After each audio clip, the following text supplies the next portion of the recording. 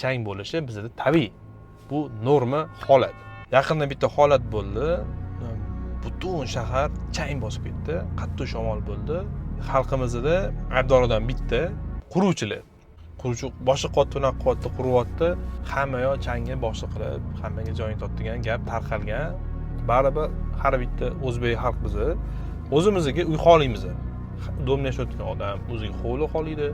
Hovlida yashayotganda undan ham katta hovli xolaydi. Bitta emas, ikkita, uchta. Shunga tabiiyki bizda ham qurilish sohasida qurilish umuman tugamaydi.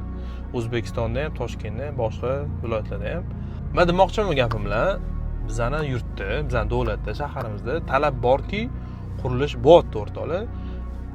Kimdir prosta qurib qo'yotgani yo'q, u bino bo'shab, ishlatilmasdan, boshqa bo'lmasdan turgani yo'q. Hammasi aylanib topshirilyapti, sotilyapti, boshqa qilyapti, pul aylanyapti. Talab borki, bu narsa bo'lyapti o'rtoqlar.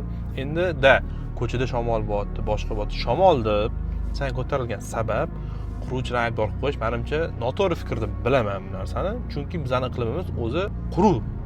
Juda ham quruq. Chunki bizda hech qanaqa dengiz ham yo'q, ko'l ham yo'q, boshqa yo'q. Havomizda umuman namgarchilik yo'q.